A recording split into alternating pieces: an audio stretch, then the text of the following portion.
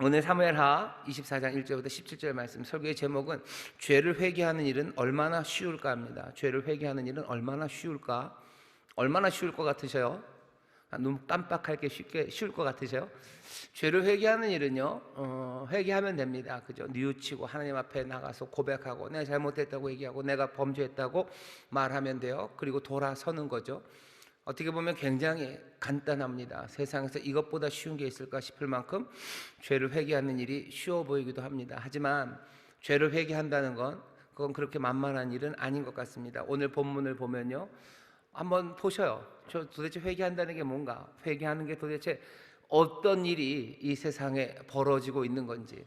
그래서 아마도 한 죄인이 회개하고 하나님 앞으로 돌아오면 뭐 세상에 있는 온 천사들이 그렇게 기뻐하고 즐거워한다는 게 도대체 무슨 의미였을지, 그리고 회개하는 삶이라는 게 얼마나 우리에게 의미 있고 그리고 또 값진 것인지 잘 살펴보려고 합니다. 회개하는 일은 얼마나 쉬울까라는 제목으로 말씀을 나누겠습니다. 오늘 말씀은 말씀드린 대로 사무엘서 끝에 마지막에 붙어있는 부록 6가지 이야기 중에서 마지막 6번째 이야기입니다. 6개의 이야기가 부록으로 있는데 첫 번째 이야기 생각나시나요? 리스바, 기브온, 그 사울의 후손들, 다윗이 그 사람들을 기브온 족속에게 내주죠. 사울의 후손들을. 그래서 다 죽게 만듭니다. 어떻게 보면 다윗의 잘못이에요. 그게 첫 번째 이야기였어요. 부록의 외전에. 마지막 6번째도 비슷합니다. 다윗이 오늘 뭔가를 잘못해요. 하지만 이 잘못하는 일 가운데 다윗이 어떤 사람인지를 우리에게 보여줍니다. 어떻게 보면 다윗의 위대함이고요, 또 반대로 말하면 다윗의 초라함입니다. 어쩌면 초라한 다윗이 어쩌면 위대한 다윗보다 하나님 앞에서 더 사랑스럽고, 어쩌면 우리가 이 땅을 살아가는 데 있어서는 어쩌면 위대한 다윗보다는 초라한 다윗의 모습이 우리가 따라가야 될 삶의 모습일지도 모릅니다. 오늘 나오는 이야기는요, 그러니 사무엘상하, 이스라엘 이야기이기도 하고 사울 이야기이기도 하지만 결국은 다윗 이야기였던 사무엘서의 마지막 사건, 부록에서도 마지막에 있는 사건, 그 전반부의 말씀을 우리가 함께 나눌 겁니다. 오늘 우리가 읽는 말씀은 1절서부터 굉장히 어렵습니다. 보시죠. 여호와께서 다시 이스라엘을 향하여 진노하사 저희를 치시려고 다윗을 감동시키사 가서 이스라엘과 유다의 인구를 조사하라 하신지라. 1절 말씀을 보시면요, 아주 갑자기, 왠지 모르겠어요, 갑자기 얘기가 시작되는데 하나님이 화가 나셨답니다. 여호와께서 다시 이스라엘을 향하여 진노하사. 왜 진노하셨죠? 모릅니다. 그냥 진노하셨대요. 설명을 좀 해주셨으면 좋을 것 같은데 설명이 없습니다. 설명이 없이 그냥 나와요. 말해주지 않아요. 그러면서도 우리한테 왜 화났을까 찾아봐라 라는 뉘앙스도 없고요, 좀만 기다려봐라 그럼 내가 설명해주마 라는 이야기도 없어요. 그냥 화가 나셨습니다. 왜 이러셔요? 라고 얘기할 수 있습니다. 하지만 여러분들 그렇게 얘기할 것만도 아니에요. 왜? 여호와 하나님 화내실 자유가 있으시죠. 하나님 화내실 수도 있는 거죠. 그죠? 화내실 수 있는 거 아닙니까? 화내셔요. 하지만 거기 너무 몰두하지는 마십시오. 또 하나님은 자비로우실 수도 있어요. 하나님이 자비로우실 수도 있습니다. 나중에 이야기 뒤에 보면 하나님께서 갑자기 자비로우셔요. 오늘 1절 시작은 갑자기 화가 나셔요. 근데 뒤에 가면 갑자기 자비로우십니다. 설명되지 않았던 하나님 여호와의 진노가 오늘 이 이야기의 시작입니다. 거기서부터 시작돼요.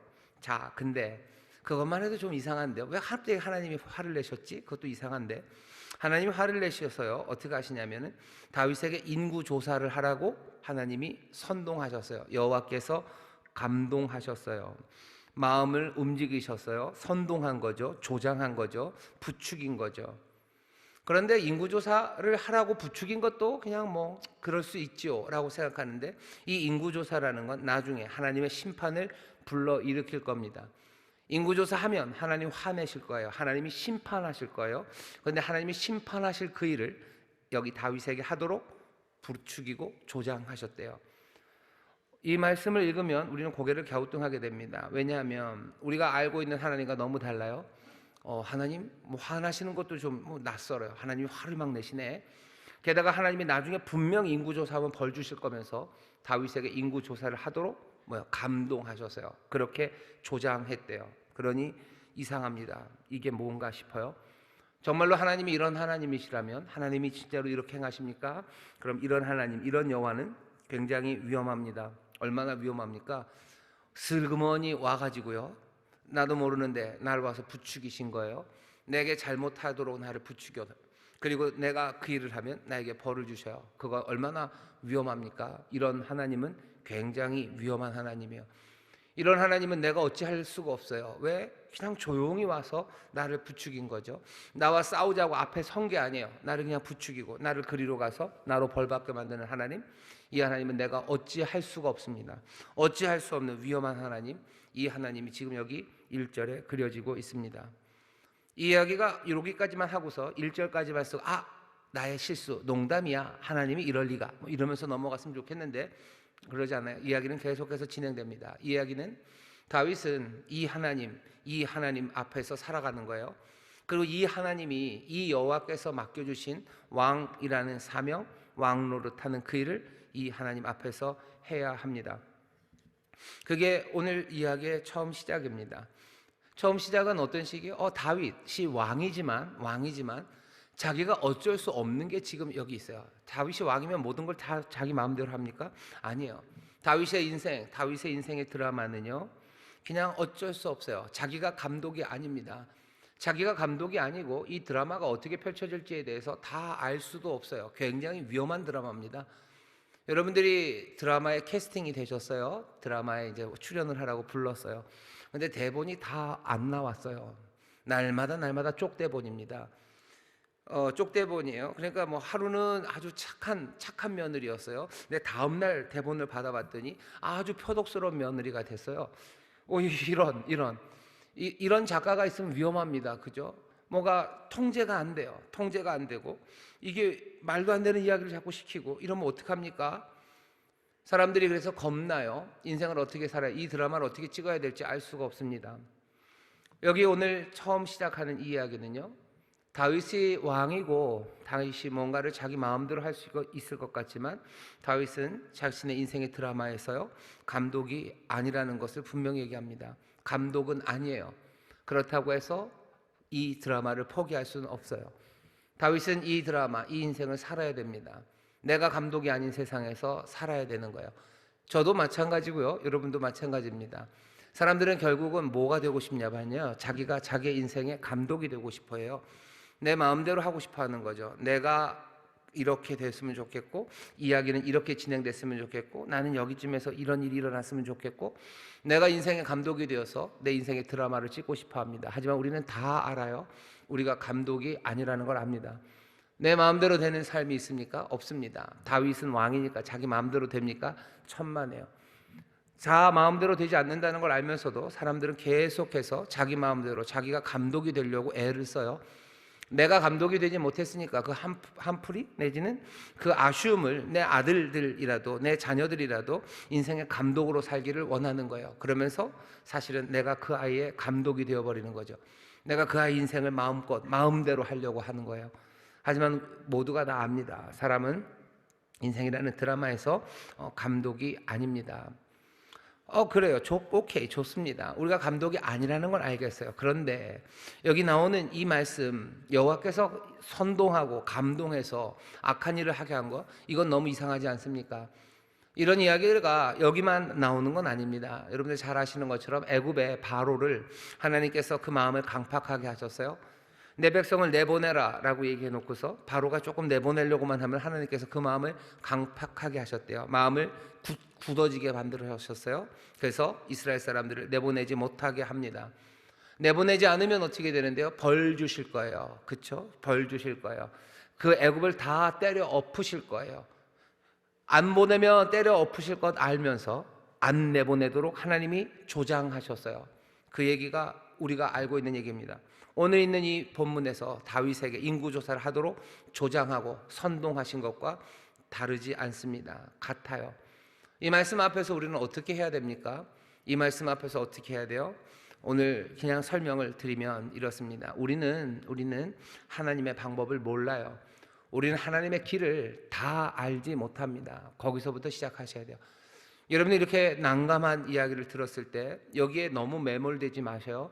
성경에 보면 분명히 이런 이야기들은 하지만요, 이 이야기들은 그냥 앞에, 전체 이야기 앞에 하나를 툭 갖다 놓을 뿐이에요. 앞에 툭 갖다 놓습니다. 뭘 보여주는 거예요? 인생은 너희들 마음대로 되는 것 아니다. 여기 너희가 모르는 이가 계신다라는 것, 그것 하나 알려주려고 이 말씀을 가져다 놓았다고 생각하시는 게 맞아요. 왜? 정말로 이 부분에 대해서 설명하려면 이 설명은 훨씬 더 길어야 됩니다. 그런데 출애굽기에서 바로의 마음을 강팍하게 한 것에 관한 거나, 아니면 여기서 다윗의 마음에 인구조사를 하도록 감동한 이야기에 대해서요, 더 얘기하고 싶어 하지 않아요.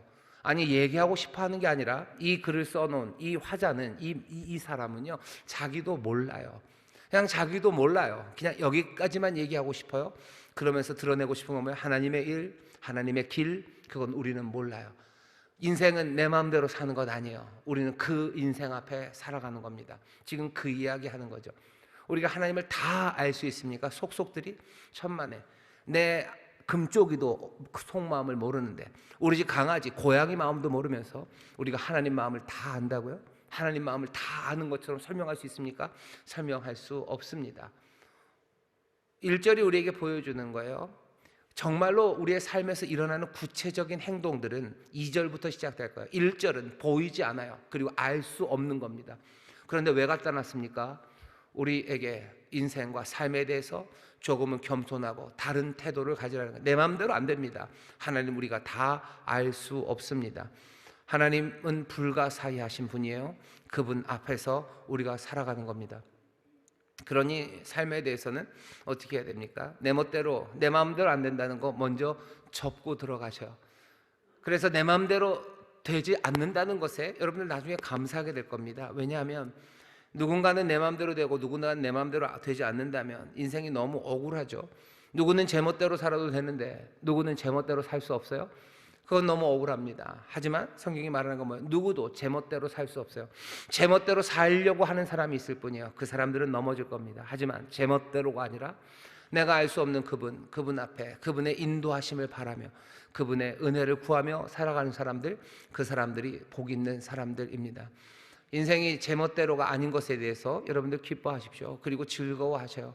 우리가 모르는 분이, 우리가 다 알 수 없는 분이 세상을 주관하고 계신다는 사실에 대해서 여러분들 감사하셔야 됩니다.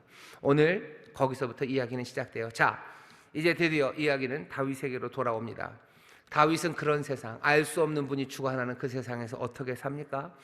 자, 알 수 없는 분이 주관하는 그 세상에서요, 다윗이 제 뜻대로 살려고 해요. 그러니 당장 문제가 생기겠죠. 다윗은 자기 주장합니다. 자기가 하고 싶은 일 해요. 그리고는 어떻게 돼요? 아파합니다. 그리고는 회개해요. 그리고 다시 돌아옵니다. 우리 인생의 드라마를 지금 보여주는 거예요. 그분의 뜻대로 우리가 알 수 없는 것을 따라야 되니 계속 귀 기울여. 단번에 알아버리면요, 그분에게 귀 기울일 필요 없습니다. 그냥 알아서 척척 내가 알아서 살면 되죠. 하지만 이분은 알 수 없어요. 여러분, 하나님을 다 알면 하나님 앞에 물을 필요 없죠. 그죠? 내가 다 아는데 뭐하고 물어봅니까? 내가 물을 필요 없어요. 모르니까 묻는 거죠. 모르니까 귀 기울이는 거죠. 모르니까 눈 뜨고 계속 찾는 거죠. 하나님 알 수 없어요. 다 알 수 없습니다. 다 알면 사실은 끝나는 거예요. 관계는 끝나는 거예요. 볼장 다 본 거죠. 다 알아버렸는데 뭘? 이런 얘기하면 그러니까 연애할 때도 다 알려주면 안 돼요. 다 알려주면 안 돼요. 다 알아버리면 그냥 끝이에요. 그 다음부터는 안 봐요. 다 알았는데 뭐. 나쁜 남자죠. 다윗 보셔요. 다윗의 이야기가 그렇습니다. 오늘 보면 오늘 우리가 17절까지 읽었는데요, 2절부터 9절까지는 죄예요. 뭘 잘못했는지. 그리고 10절부터 17절까지는 벌입니다. 보십시오. 다윗은 인구조사를 시작해요. 인구조사는 죄입니다.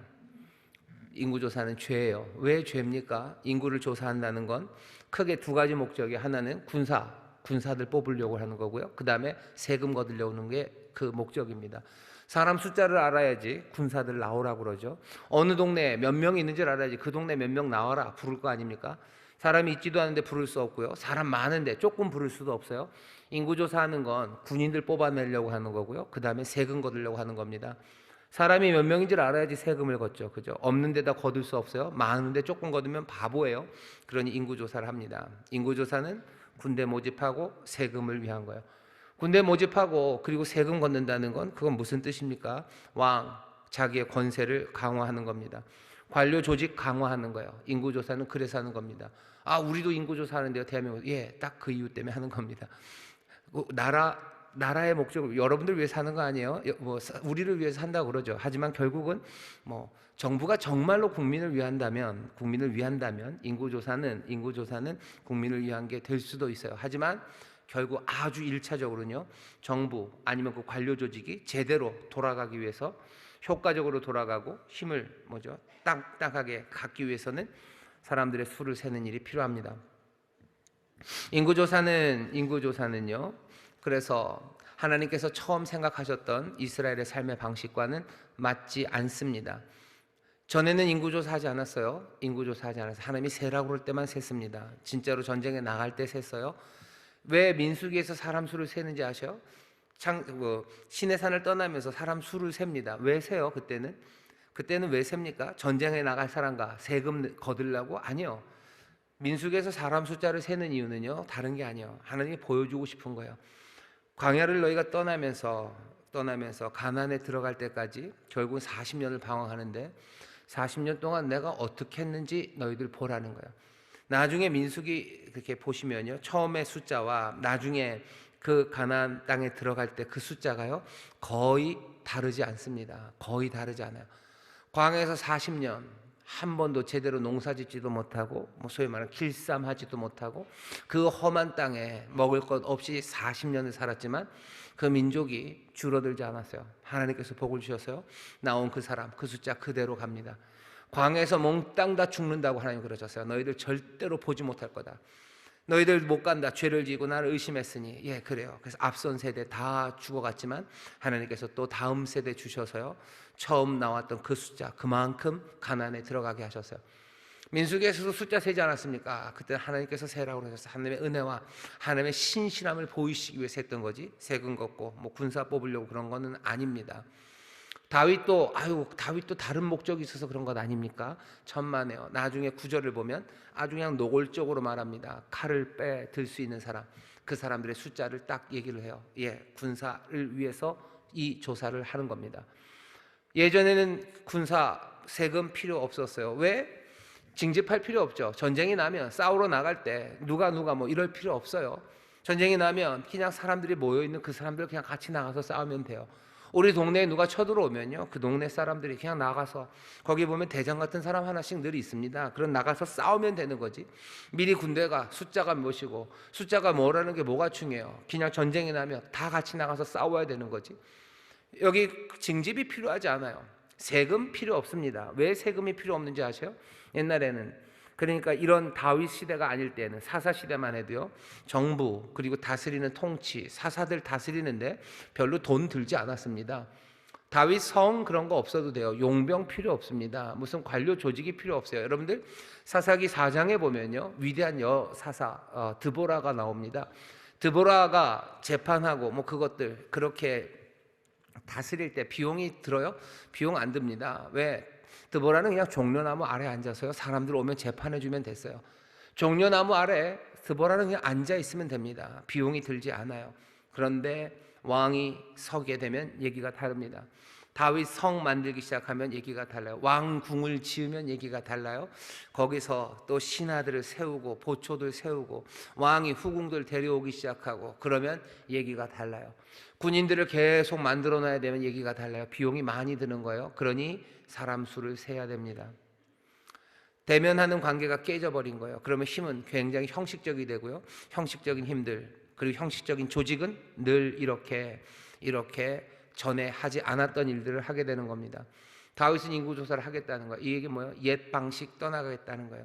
예, 이미 떠나왔습니다. 그러니 그 방식이 유지되려면 다윗은 인구조사를 해야만 해요. 전에는 다윗도 어렸을 때 인구조사 들어본 적도 없고 그런 걸 하려고 생각도 안 했을 거예요. 다 배우는 거죠. 다른 나라들 보니 왜 인구조사 하는지 몰랐어요. 왜 쟤들은 사람 수를 셀까 힘들게 그랬는데 이제 보니 아는 거죠. 오, 그래서 셌군. 군인이 필요하고 세금하려면 사람 수 세야 되네. 배워요. 하나하나 배웁니다. 세상을 우리가 배워가요. 세상을 배워갑니다. 저도 세상을 좀 배워가는 것 같아요. 아, 그래서 이걸 하는 거구나. 그래서 이걸 하는 거구나. 하나씩 하나씩 배워간다는 게 어쩌면 하나씩 하나씩 옛것에서부터 멀어져 가는 거고요. 어쩌면 하나씩 하나씩 순수하고 순진했던 시절로부터 떠나오는 것일 수 있습니다. 다윗은 순진했던 시절을 떠나요. 인구를 조사하기 시작합니다. 요압이 갑자기 여기서 좀 착한 사람으로 등장을 해서 여러분들 깜짝 놀라셨죠? 요압이 말립니다. 이러면 안 된다고. 보시죠. 2절부터 읽겠습니다. 왕이 이에 그 곁에 있는 군대장관 요압에게 이르되 너는 이스라엘 모든 지파 가운데로 다니며 단에서부터 브엘세바까지 인구를 조사하여 그 도수를 내게 알게 하라. 요압이 왕께 고하되 이 백성은 얼마든지 왕의 하나님 여호와께서 100배나 더하게 하사 내 주 왕의 눈으로 보게 하시기를 원하나이다. 그런데 내 주 왕은 어찌하여 이런 일을 기뻐하시나이까 하되. 숫자 쓸 필요 없다는 거죠. 하나님이 복 주시면 복 주시는 대로 살면 되지 왜 숫자를 세시냐고, 왜 이런 일 하시냐고, 왜 이런 일이 기쁘시냐고. 이러면 안 된다고. 왕의 명령에 요압과 군대 장관을 재촉한지라. 요압과 장관들이 이스라엘 인구를 조사하려고 왕의 앞에서 물러나서 요압은 안 된다고 합니다. 이렇게 하는 거 아니라고. 하지만 우리가 잘 알아요. 요압은 다윗의 말을 듣는 사람입니다. 하나님의 뜻을 어기는 거라고, 이렇게 하는 것 아니라고.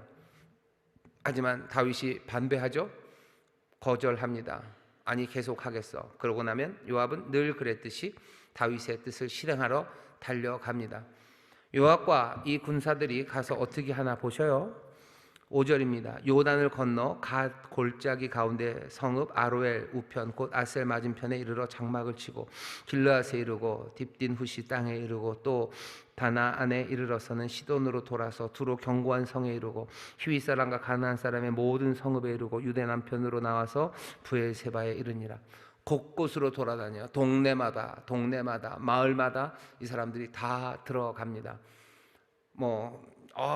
다윗의 땅이 이렇게 많았군. 두로, 시돈, 이때까지 단에서 브엘세바 넘어서 가지고 그걸 볼 수는 있어요. 하지만 여기서 지금 보여지는 이야기는 뭐예요? 요압과 군대 장관 얘네들이요 어떻게 해요? 그냥 곳곳마다 마을마다 구석구석 온 땅을 헤집고 다닙니다. 인구조사는 그렇게 해야 되겠죠. 그렇게 해야 되는 건 맞을 겁니다. 하지만 여기서 보여지는 그림은 뭐죠? 여기서 보여지는 그림은 빨리 달리는 사람들이요. 흰 말들이 달리는 것 같죠. 뭔가 가서 막 물어보는 겁나는 사람들입니다. 인구조사하는 건요 긴 시간이 걸렸어요. 긴 시간이 걸렸습니다. 9달 20날 안에 거의 10달이 걸려서 이루어진 일이고요. 그리고 그 일은 아주 상냥한 무슨 조사원이 배시시 웃으면서 와서 적어간 게 아니에요. 군대들이 말이 달려와서 하는 겁니다. 우리나라는 센서스 그 인구조사할 때 인구조사 하시는 분들이 오셔서 상냥하게 하시기는 하셔요. 하지만 뭐가 됐든지 우리 집을 띵똥띵똥 누르고 들어오는 겁니다. 마을로 들어오는 거예요. 막 치고 들어오는 거죠. 막을 수 있습니까? 못 막습니다. 우리나라는 인구조사하는 거 막을 수 있습니까? 예, 막을 수 있습니다. 싫으면 싫다고 그러시면 돼요. 안 한다고 그러셔도 돼요. 모르셨나요? 안 한다고 싫다고 하시면 돼요. 안 하겠다 그러면 안 해야 되는 겁니다. 하지만 이때는 다르죠. 이때 인구조사는 아니에요. 안 하는 게 어디 있어요, 그죠? 말 타고 군대 장관이 군대가 들어오는데 해야 합니다. 해야만 해요. 이건 뭐죠? 폭력입니다. 장시간의 폭력이에요. 마구 그냥 쳐들어오는 겁니다. 이 일로 뭐 하는데요? 결국 9절에 나오죠. 요압이 인구 도수를 왕께 고하니 곧 이스라엘에서 칼을 빼는 담대한 자가 80만이요 유다 사람이 50만이었더라. 군대 그리고 병사로 나올 수 있는 사람 숫자 세서 갖다 바친 거예요. 이 일을 위해서 폭력적으로 달려간 겁니다. 다윗은 자기의 힘, 권력 그것들을 유지하는 유혹에 그냥 넘어가 버린 거죠. 그렇게 하면 안 되는 거예요. 아니 그럴 필요가 없는 거예요. 하나님이 하지 말라고 하신 일이기도 하고요. 또 그것이 하나님을 의지하지 않는 일이기도 하고요. 뿐만 아니라 하나님을 그냥 단지 의지하지 않는 게 아니라 세상의 권력, 힘 그것들을 쫓아가는 겁니다. 하나님에게서 얼굴을 돌린 것만이 아니에요. 세상을 향해서 걸어간 겁니다. 내가 하나님 뜻은 안 따르고 나는 그냥 가만히 있었어. 아니 그건 없어요. 하나님의 뜻을 따르지 않으면 벌써 세상을 향해서 나는 가고 있는 겁니다. 다윗은 인구조사를 합니다. 하나님 앞에 분명히 범죄했습니다. 그 다음 10절이에요. 오늘 본문은요 굉장히 이야기가 빨리빨리 바뀌고요. 그리고 갑작스럽습니다. 다윗이 인구수를 조사한 후에 그 마음에 자책하고 여호와께 아뢰되 내가 이 일을 행함으로 큰 죄를 범하였나이다. 여기도 이상해요. 어떻게? 왜 갑자기 다윗은 인구조사를 해놓더니 갑자기 자기 일에 대해서 자책하고 내가 끔찍한 일을 벌였다고 깨닫습니까? 이유가 나옵니까? 이유는 없어요. 이유는 없습니다. 그냥 깨달았어요. 그냥 알았어요. 이유가 길게 설명할 수 없습니다. 그냥 얘기하고 싶은 건 뭐예요? 다윗은 이런 사람이에요. 다윗은 이런 사람입니다. 어쩌면 다윗의 위대함 내지는 정말로 위대함이 있다면, 그리고 다윗에게 매력이 있다면 그가 여전히 이 사람은 깨닫고 돌아보는 사람입니다. 솔로몬과 달라요. 솔로몬은 깨닫고 돌아서지 않습니다. 하지만 다윗은 아니에요. 다윗은 깨달아요. 그리고 돌아섭니다. 그게 다윗입니다. 다윗 여전히 뭔가를 기억하는 사람이에요. 하나님이 내게 하셨던 말씀과 그리고 옛 선지자들의 말씀을 기억합니다. 그리고 그것을 소중히 여겨요. 껌뻑껌뻑하면서 세상의 유혹을 따라가요. 그렇죠? 인구조사가 그랬겠죠. 누가 옆에서 꼬드겼는지도 모르겠습니다. 아니면 어디서 뭐 신문 보고 이거 좋군, 이걸 내가 왜 여태 안 했을까, 뭐 그랬는지도 몰라요. 다윗 깜빡깜빡하면서 세상을 따라가기도 하지만 다윗은 여전히 정말로 기억해야 되는 것, 소중히 여겨야 되는 것, 그것이 무엇인지 아는 사람이에요. 어쩌면 다윗은 그래서 매력적이고요. 다윗은 그래서 참 뭐라 그래야 되나, 하나님이 사랑하실 뿐만 아니라 우리도 다윗이 좋고 사랑스럽고 뭔가 닮고 싶고 그리고 또 부럽기도 한 이유는 다윗의 이런 면일 겁니다. 다윗은 늘 깨달아요. 그리고 늘 돌아섭니다. 많이 웃어요. 그리고 또 많이 울어요. 하나님과 함께 많이 기뻐하다가요, 말도 안 되는 짓 벌여놔요. 그리고 나서는 그냥 포기합니까? 아니요. 또 하나님 앞에 울어요. 하나님 앞에 울고 또 돌아섭니다. 그게 다윗이에요. 돌아서면 하나님께서는 그냥 받으실 때도 있어요. 하지만 그냥 받지 않으시고 때리실 때도 꽤 많았어요. 때리면 다윗은 어떻게 합니까? 다윗은 다 또 맞습니다. 맞으면서도 어떻게 해요? 다윗은 떠나가요? 아니요. 맞으면서도 감사하고 또 맞아요. 한번 그랬으면 사람이 정신 번쩍 차리고 제대로 잘 살아야 될 텐데 아니요. 다윗은 또 잘못합니다. 그러고도 어떻게 해요? 또 다시 돌아서요. 이렇게 망둥이 같은 사람이 있을까? 아니요. 망둥이 같은 사람이라고 하지 마셔요. 어떤 사람이라고 그러셔요? 깨닫는 사람, 여전히 돌아서는 사람이라고 기억하셔야 돼요. 우리의 삶이 그렇기 때문입니다. 사람이 한번 가르쳐주면 그것으로 평생을 깨달아 알고 살면 얼마나 좋겠습니까? 근데 그런 사람은 정말로 거의 없습니다. 거의 없어요. 그럼 날마다 이렇게 해야 됩니까? 아니요, 그건 아니죠. 조금씩 더 좋아져야 되겠죠. 조금씩 깜빡깜빡하는 그 기간이 조금씩은 좀 더 멀어졌으면 좋겠고, 그리고 좀 더 하나님 앞에 가까이 나가서 완성되어 가고 온전해져 가면 좋겠지만 우리도 어쩔 수 없이 다윗처럼 이렇게 깜빡깜빡합니다. 하지만 깜빡할 그때 내가 기억하고 붙잡아야 되는 것, 그것이 있어야 돼요. 성령께서 내 마음에 그거 새겨주셔야 되고요. 또 성령께서 어떻게 하셔? 내게 믿음의 동역자들, 내가 함께 신앙생활할 수 있는 귀한 믿음의 형제 자매들, 성령의 도우심입니다. 여러분들 얘기해 주셔요. 너 깜빡하고 있다고. 여기 하나님의 말씀 귀한 것이 무엇이라고. 아까 요압은 실패했습니다. 한번 얘기해 봤다가 안 되니까 그냥 포기하고 다윗 따라갔는데, 그러지 말아야 되는 거죠. 때로는 더 분명하게 나단처럼 사무엘처럼 그렇게 얘기할 수 있는 사람들, 그 사람들이 필요해요. 어쩌면 목사 아니면 선지자라고 하는 사람들이 그 일을 하는 사람들입니다. 여러분들한테 제가 듣기 싫은 소리 잘 안 하죠. 잘 해야 되는데 하는 이유는 다른 건 아니에요. 여러분들이 깜빡깜빡하기 때문이에요. 여러분 속으로 자기도 깜빡깜빡하면서 맞아요. 그러니까 저도 들어야 됩니다. 저도 들어야 돼요. 깜빡깜빡하니 들어야 돼요. 성령님 보혜사가 우리를 도우시는 이가 뭘로 도우시겠어요? 알람이 울리는 거예요. 그죠? 알람이 울리는 게 우리를 돕는 거 아닙니까? 왜? 우리는 잠들면 못 일어나기 때문에 그래요. 자꾸 알람이 울리고 깨우고 또 안 되면 또 깨우고 좋은 알람이 되기 위해서 멈추지 말아야 되죠. 계속해서 성실하게 우리와 함께 하시는 보혜사, 그분이 끝날 그때까지 우리와 동행하시며 그 일을 하실 거예요.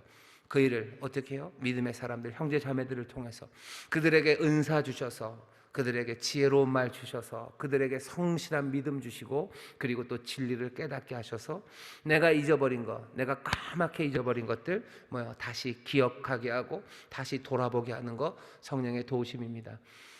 다윗이 그런 사람이었어요. 여기에 설명은 없어요. 다윗이 어떻게 그렇게 됐습니까?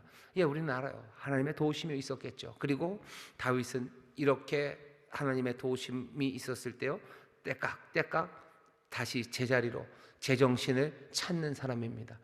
자기 정신으로 돌아와야 돼요. 제정신 차리셔야 돼요. 제정신 차리셔야 됩니다. 다윗이 제정신이 들어왔어요. 그리고는 회개합니다. 내가 죄를 범했답니다. 고백하고 회개해요. 하지만 오늘 설교의 제목이죠. 죄를 회개하는 일은 그렇게 쉬운 일만은 아닙니다. 회개했으니까 잘못했다. 됐어, 잘 됐어, 이제 끝? 아닙니다. 회개는 쉽지 않아요. 인구조사의 상처, 모욕, 거기에 대해서 값을 치러야 됩니다. 하나님 모욕 받으셨어요. 모욕 당하셨어요. 하나님이 다스리시는데 하나님이 세라고 그런 것도 아닌데 여기 다윗이 그 일을 한 겁니다. 인구조사, 상처와 모욕의 값을 치러야 됩니다.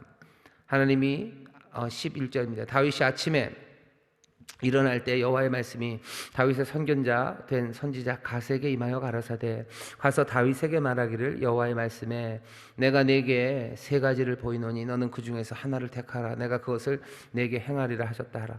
여기도 좀 이상해요. 무슨 골라 잡으라는 거죠. 너 벌 세 개가 있는데 그 중에서 어떤 벌이 제일 좋을지 골라 잡으래요. 이건 또 뭔가요? 우리에게는 왜 한 번도 이런 적 안 하시고 이렇게 하시나 싶기도 해요. 이 이야기는 어떻게 하셔요? 이 이야기는 어떻게 생각하시면 되냐면요, 앞에 1절의 이야기와 비슷하다고 생각하시면 돼요. 1절에 뭐였죠? 여호와, 우리가 다 알 수 없습니다. 여기도 마찬가지. 하나님 왜 이러셨을까? 여호와께서 왜 이러실까? 모르겠어요. 왜 하나님이 갖고 있는 벌 줄 옵션이 3개밖에 없으셨을까? 그것도 아니에요. 근데 왜 3개만 딱 내놓으시고 그 중에 하나 고르면 골라 잡는 대로 내가 너에게 주겠다고? 왜 이러셨을까? 답은 똑같습니다. 우리는 몰라요. 하나님의 방법을 우리는 모릅니다. 몰라요. 모르는 이야기는 그냥 모르는 걸로 두셔요. 왜 이랬는지 모르겠어요.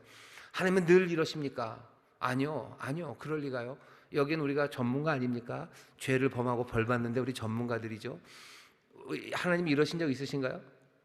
학교 선생님이 이런 적 있어요. 그죠? 너 뭐 청소할래? 아니면 뭘 무슨 엉덩이를 맞을래? 그 정도는 있었는데 하나님께서 우리에게 이렇게 얘기하신 적이 별로 없습니다. 거의 없어요. 근데 왜 다윗에게는 이랬습니까? 설명이 없어요. 왜? 여기 설명을 안 합니다. 설명하려고 애를 쓰지도 않아요. 그냥 이랬다. 왜? 모르니까. 모르는 것에 대해서 너무 관심 가지지 마셔요. 자, 3개를 얘기합니다. 근데 이때부터 다윗이 앞에 사람과 전혀 달라요. 다윗은 갑자기 변했어요. 갑자기 자기의 죄를 깨달아요. 그리고 하나님께서 3개의 벌, 그 중에서 하나 골라라 라고 얘기하기 시작하는데 다윗은 그때부터 어마어마한 믿음의 사람이 됩니다. 벌을 고르는데 무슨 데미지를 계산하지 않아요. 손해를 계산하지 않아요. 이게 나에게 대한 아픔인가, 이렇게 되면 손해가 얼마가 날까, 그거 따지지 않습니다. 다윗은 그때부터 그냥 딱 하나 얘기해요. 고르는 방식은 이겁니다. 14절이요. 다윗이 갓에게 이르되 내가 곤경에 있도다. 여호와께서는 긍휼이 크시니 우리가 여호와의 손에 빠지고 내가 사람의 손에 빠지지 않기를 원하노라. 내가 여호와의 손에 있기를 원해요. 사람의 손에 있지 않기를 원한대요. 옵션은 3가지였습니다. 하나는 적들에게 잡혀가는 거죠. 그죠? 적들에게 쫓기는 거예요. 석 달을 쫓기는 거. 그리고 또 하나는 기근입니다. 그리고 또 하나는 온역이에요. 사람들은 다윗이 아주 계산적이라 자기가 어려움 당하는 것보다 그랬지만 아니, 그냥 액면으로 받을 필요가 있습니다. 3개 중에서 3개가 왔을 때 다윗은 하나를 찝지 않아요. 하지만 한 가지만은 제외하는 것 같아요. 내가 사람의 손에 내가 넘겨지는 것, 그건 안 돼요. 왜? 내가 여호와의 손에 맞기를, 내가 얻어 터져도 여호와의 손에 얻어 터지기를 바래요. 여호와께서 힘이 많으셔서 사람보다 나를 더 세게 때리실지도 몰라요. 하지만 내 삶을 향한 자비가 있다면, 긍휼이 있다면 그건 오직 여호와께만 있기 때문이요. 사람에게서 자비를 구할 수는 없어요. 나는 내 삶에 자비가 필요하고 그 자비는 오직 여호와께만 있어요. 여호와께서 이번에 나를 때리시니 나에게 자비와 긍휼을 베풀지 않으실 수도 있겠지만 내가 자비를 구한다면, 내게 자비라는 가능성이 열린다면 그것은 오직 누구에게로부터? 여호와께로부터만 옵니다.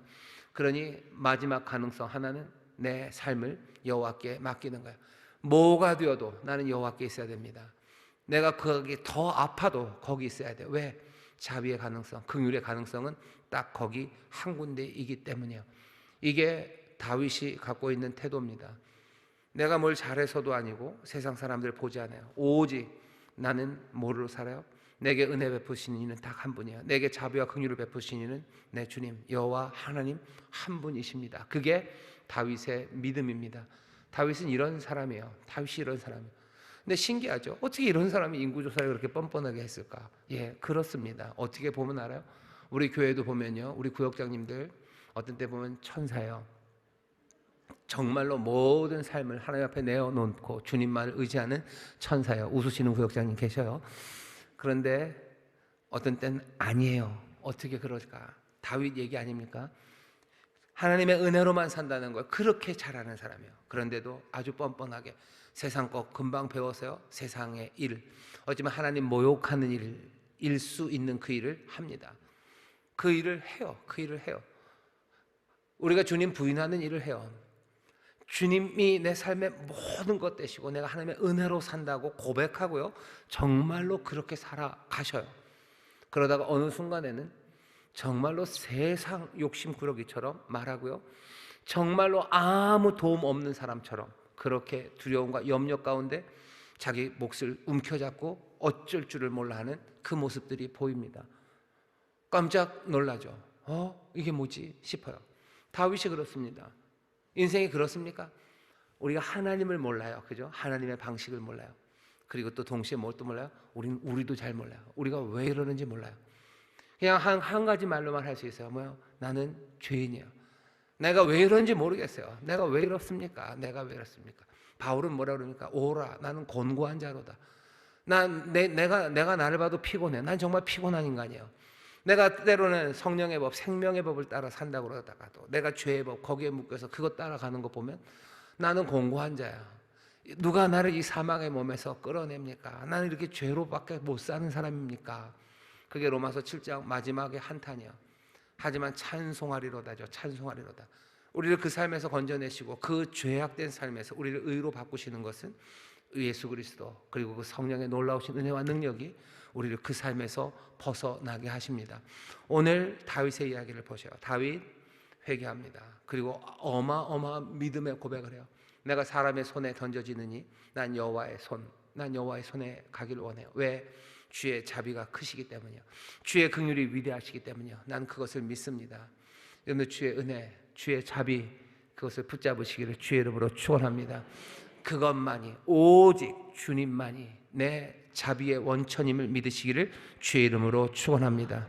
자비가 있다면 그것은 하나님으로부터만 오는 겁니다. 내 인생에 구원이 있다면 그건 하나님으로부터만 오는 겁니다. 구원은 누가 하시는 거예요? 하나님이 구원하시는 거예요. 사람이 구원했는데요? 아니요, 하나님이 구원하셨어요. 무슨 어떤 우리가 다 알 수 없지만 하나님이 구원하신 게 분명합니다. 내 삶에 자비와 긍휼을 내가 체험합니까? 그건 누구에게서 온 거예요? 하나님에게서 온 것임을 여러분 기억하시기를 주의 이름으로 축원합니다. 택배 아저씨가 여러분들에게 선물을 준 게 아니에요. 여러분들의 남편이 주신 거예요. 뭐 그런 식입니다. 남편이 직접 줄 때도 있어요. 아니면 택배 아저씨가 줄 때도 있어요. 하지만 내 삶의 모든 은혜는 누가 준 거예요? 남편이 준 거예요. 아멘을 한 명도 못 하셔요. 아이들도 그래요. 아이들 그렇죠. 뭐 우리 학원 선생님이 이걸 줬대. 아니요, 엄마가 다 돈 내서 그런 거예요. 그죠? 급식 아줌마가 날 밥을 잘 주신대. 아니요, 여러분들 부모님들이 다 돈 내고 세금 내서 온 거죠. 내 삶에 은혜와 자비가 있다면 그건 오직 어디서부터 온 겁니까? 하나님으로부터만 온 겁니다. 다른 것들로부터는 절대 아닙니다. 다윗은 이걸 아는 사람이에요. 그러니 사람의 손에 내 인생을 맡기고 싶지 않아요? 벌을 받아야 된다면 여호와의 손에 맡기겠습니다 라고 분명한 믿음, 이 은혜를 붙잡는 믿음을 다윗이 보입니다. 다윗은 그러니 어떤 사람이에요? 은혜를 의지하는 사람이에요. 어떻게 보면 신약의 사람입니다. 뭐 구약의 사람, 뭐 율법을 지키고, 아니요, 여기서 율법 이런 건 있지도 않아요. 그냥 은혜, 하나님의 은혜. 내가 잘못하고 내가 부족했을지라도 하나님의 긍휼과 자비, 그것이 우리에게 있다는 것을 분명히 다윗은 믿습니다. 다윗은 그러니 세 가지 중에서 하나 제한 거죠. 사람들에게 쫓기는 거 하나 제했어요. 그럼 두 개가 남았습니다. 그러면은 그 온역 그리고 기근 둘 중에 하나를 골라야 되는데 뭐 고르라는 얘기는 없어요. 그냥 하나님이 정해버리셨어요. 온역이에요. 온역 내리겠다고 온역으로 치십니다. 징벌에 대해서 뭐 논쟁할 필요는 없어요. 하나님은 충분히 알아들었어요. 그래, 그럼 그거 빼고 내가 할 것 중에서 내가 고르지. 뭐 우리한테 모든 걸 다 징벌을 골라라. 처음부터 그런 건 아니었죠. 우린 잘 몰랐어요. 그거에 대해서 너무 머무르지 마셔요. 그냥 하나님이 온역으로 치십니다. 온역으로 치셔요. 오늘 설교가 길어지면 안 되는데 길어지고 있습니다. 너무너무 중요한 이야기예요. 온역으로 칩니다. 치시는데 15절입니다. 여호와께서 그 아침부터 정하신 때까지 온역을 이스라엘에 내리시니 단에서부터 브엘세바까지 남북으로 몽땅 다 백성의 죽은 자가 7만인이라. 천사가 예루살렘을 향하여 그 손을 들어 멸하려 하더니. 충격적인 일이에요. 하나님의 징벌이 진행되고 있습니다. 이제 때리는 예루살렘까지 때리기 위해서 천사가 손을 높이 든 것 같아요. 바로 그 시간에 충격적인 말 하나가 나옵니다. 16절 잘 보셔야 돼요. 천사가 예루살렘을 향하여 그 손을 들어 멸하려 하더니 여호와께서 이 재앙 내리심을 뉘우치사. 밑줄 그으셔요. 여호와께서 뉘우치셨어요. 영어로 하면 야훼 repent 그렇습니다. repented. 그래서 여호와께서 회개하셨다라고도 번역할 수도 있어요. 뉘우치셨어요. 회개하셨어요. 뉘우치셨어요. 내가 잘못했다 하셨어요. 내가 잘못했네. 내가 잘못했구나 라고 누가? 여호와께서 하셨습니다. 이건 충격적인 이야기예요. 여호와께서 뉘우치셔요? 예, 여호와께서 뉘우치셨어요. 뉘우치다는 마음을 돌렸다는 거예요. 여호와께서 변심하셨어요? 예, 마음을 바꾸셨어요. 왜 바꾸셨어요? 모릅니다. 이유가 안 나와요. 앞에 1절에서 화나셨어요. 거기에서 설명 안 하셔요. 여기 뉘우치신 거 여기에 대해서도 설명 안 하셔요. 그냥 이스라엘이 온역에 걸려서 많은 사람들이 아파하는 걸 보고 마음이 아프셔서 이런 말 한마디라도 적어 놓았으면 좋겠는데, 하나님이 처음에 그럼 온역을 내리실 땐 사람들이 안 아플 줄 알고 내리셨어요? 아플 줄 알고 내리셨죠. 근데 아플 줄은 알았지만 진짜로 아픈 걸 보니 차마 내 마음이, 하나님이 마음이 약하셔요? 마음이 약한 분이라서 지금 여기서 고만 차마 못 보겠다 하시는 거예요? 그러니까 눈 뜨고 못 보는 건가요? 아니요. 왜 뉘우치십니까? 설명이 없습니다. 설명이 없어요. 왜 변심했는지 설명이 없습니다. 왜 설명이 없어요? 똑같아요. 어차피 다윗도 몰라요. 그리고 이 말을 우리에게 전하는 이 사람도 몰라요. 왜 뉘우쳤는지 몰라요. 그냥 우리는 그렇게 거기다 이름 붙일 뿐이야. 우리가 모르는 그 불가해한, 이해할 수 없는 하나님, 그 하나님에 대해서 우리는 뭐라고 얘기해요? 그냥 amazing grace라고 그래요. 그냥 놀라우신 은혜예요. 놀라우신 은혜, 그죠? 헤아릴 수 없는 자비와 긍휼, 한이 없으신, 그죠? 한이 없으신 그 인애로, 인자하심으로라고 우리가 이름을 붙였을 뿐이지, 우리가 알 수 없는, 깊이도 알 수 없고 넓이도 알 수 없습니다. 헤아릴 수 없는 그 귀하신 것으로 하나님이 마음을 돌리셨음이 분명할 겁니다. 변심하셨어요. 마음을 바꾸셨습니다. 이 바꾸심을 잘 보셔요. 자비가 크다고 다윗이 얘기했었죠. 다윗이 얘기할 때 자비가 큰 건 다윗이 그냥 거기에 기대했던 기대가 지금 이루어지고 있는 거예요.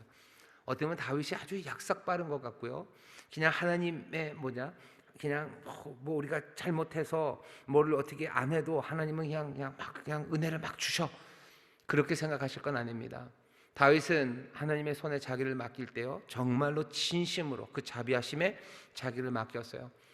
여호와 하나님께서도 그냥 그 자비하심에 맡긴 다윗의 어쩌면 그 마음, 그 기도에 지금 하나님이 응답 그리고 대답해 주시는 겁니다. 늘 그러셔요. 여러분들 요나 이야기가 그렇습니다. 요나 이야기 보시면 요나가 푸념을 하죠. 요나가 알아요. 니느웨 망치지 않을 걸 알아요. 니느웨를 파괴하시려고 하셨어요. 페이크 아니에요. 정말로 니느웨를 파괴하시려고 했습니다. 하지만 하나님은 니느웨를 파괴하지 않으실 거예요. 이건 요나도 압니다. 왜냐하면 요나가 요나서 4장 2절에서 이렇게 얘기하죠. 하나님은 은혜로우시며 자비로우시며 노하기를 더디하시며 인애가 크시사 뜻을 돌이켜 재앙을 내리지 아니하시는 하나님이신 줄을 내가 알았음이니이다. 요나는 알아요. 하나님이 어떤 하나님인 줄 알아요. 여기 지금 이 하나님은요, 자비로우신 하나님이에요. 그리고 그 자비하심이 신실하십니다. 우리가 사무엘서를 보면서 헤세드라는 이야기를 많이 했어요. 신실하신 인자하심이에요. 신실하신 은혜예요.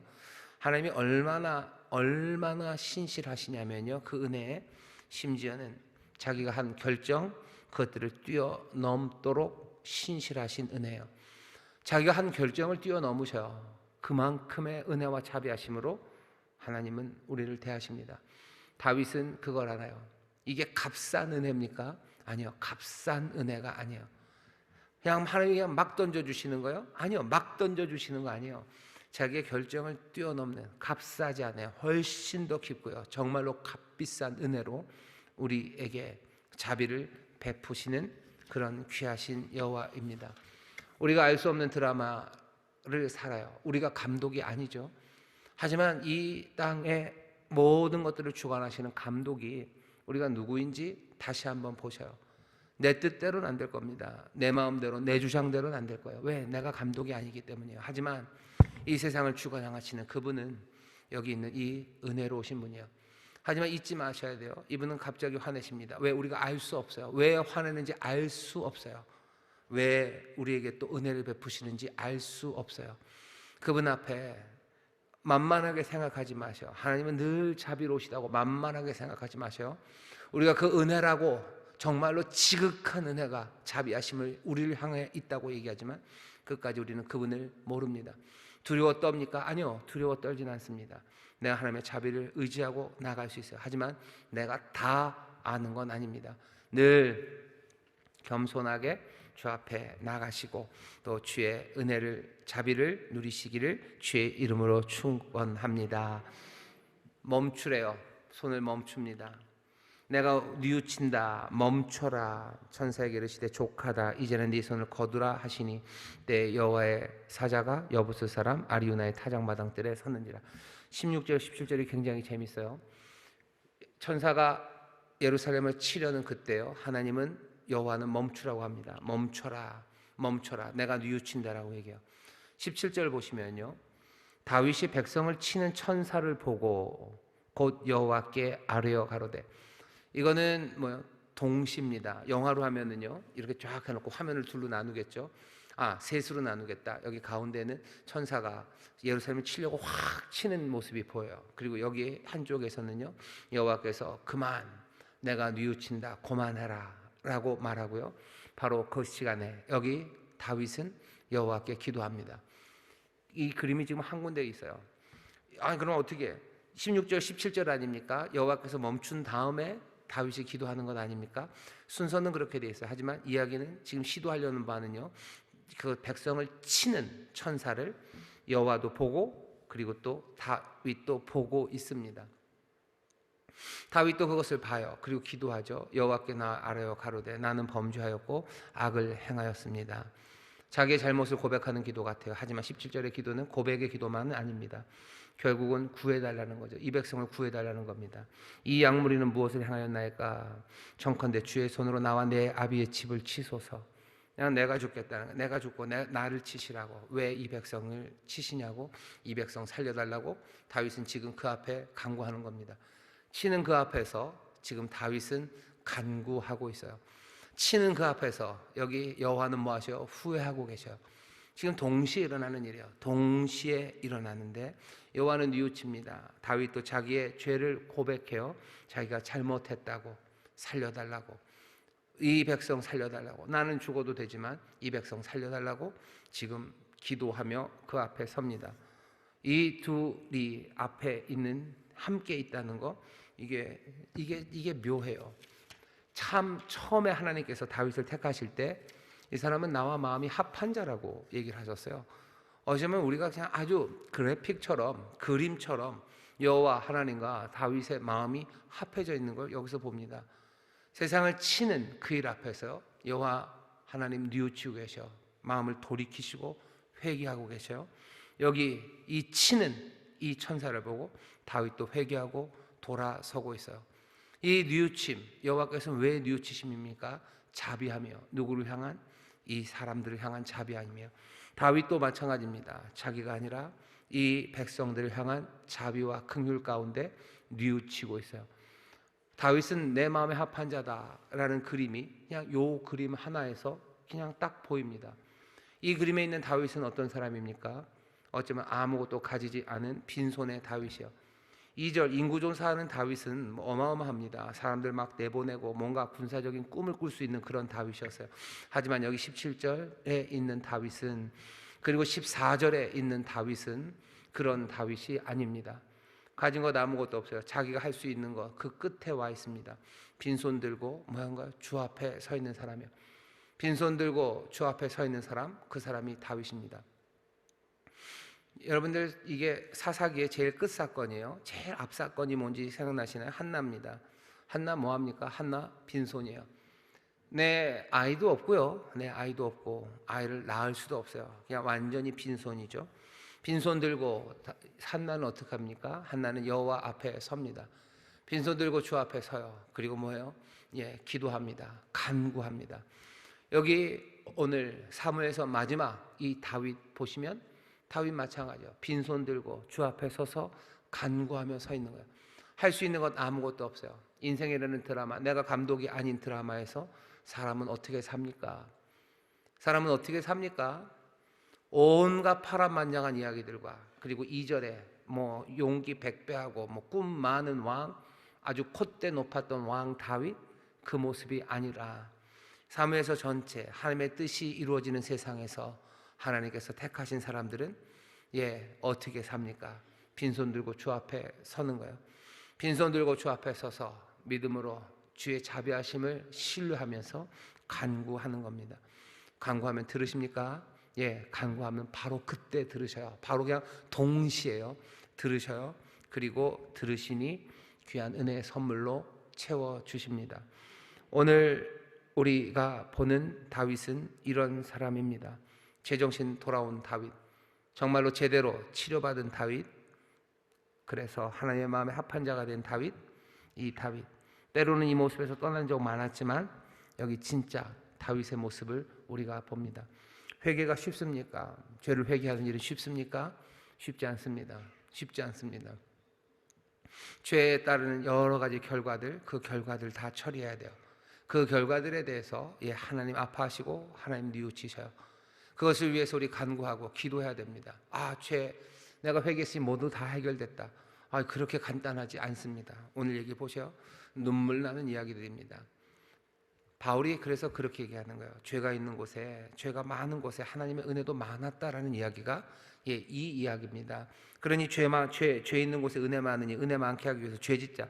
그렇게 가는 말도 안 되는 생각 말고, 여기 죄 그리고 회개하고 돌아서서 믿음으로 다시 간구하고 은혜를 받는 다윗의 이 회개의 긴 이야기를 보시면서요, 우리의 삶이 하나님 앞에서 하나님 마음에 합한 자 되기 위해서 우리가 회개하는 그 자리가, 그래서 믿음으로 다시 자비하심을 붙잡고 기도하는 그 자리, 어쩌면 그것이 내 삶의 모습, 그리고 내가 이 땅에서 하나님의 자녀로 사명자로 살아가는 모습임을 여러분들 잘 기억해 주세요. 그러니 믿음의 사람들은 항상 어디 앞에 있어요? 십자가 그 앞에 있습니다. 빈손 들고 앞에 만세반석 찬송이 그렇죠. 빈손 들고 앞에 가 십자가를 붙드네 의가 없는 자라도 도와주심 바라며 운명길로 가니. 우리 찬송합시다. 이따가 찬송합시다. 빈손 들고 가서 그 앞에 섭니다. 늘 그렇게 서는 거예요. 예수 믿는 사람들은 왜 맨날 십자가 앞에 갑니까? 우리가 주를 따르는 길이 그래요. 거기 그곳에서. 그러니 여러분들, 내 삶에 용서가 필요하고 주의 도우심이 필요하고 내 한계에 섰을 때 여러분들 낙심하지 마십시오. 십자가 앞에 나가서요. 십자가 앞에 나가서 믿음으로 간구하면 들으셔요. 쉽지 않죠? 이게 쉽습니까? 아니요. 십자가 그 아래서 이루어지는 일이에요. 자비하심을 붙잡고 여러분들 그렇게 기도하기 시작하실 때 정말로 하나님의 은혜 앞에 서는 다윗과 같은 정말로 하나님의 뜻을 이루어가는 그 삶, 이 땅에서 제대로 된 왕같은 제사장으로서의 삶을 살아가게 하실 줄 믿습니다. 기도하겠습니다. 하나님 감사합니다. 주의 백성들 정말로 날마다 십자가 앞에 나와 우리의 잘못 회개하고 우리의 부족함과 비어있는 빈손들로 주 앞에 믿음으로 간구하는 사람들, 들으시며 또한 응답하시는 선물을 받아 살아가는 복된 이들 되게 하여 주옵소서. 감사드리며 예수님 이름으로 기도하옵나이다. 아멘.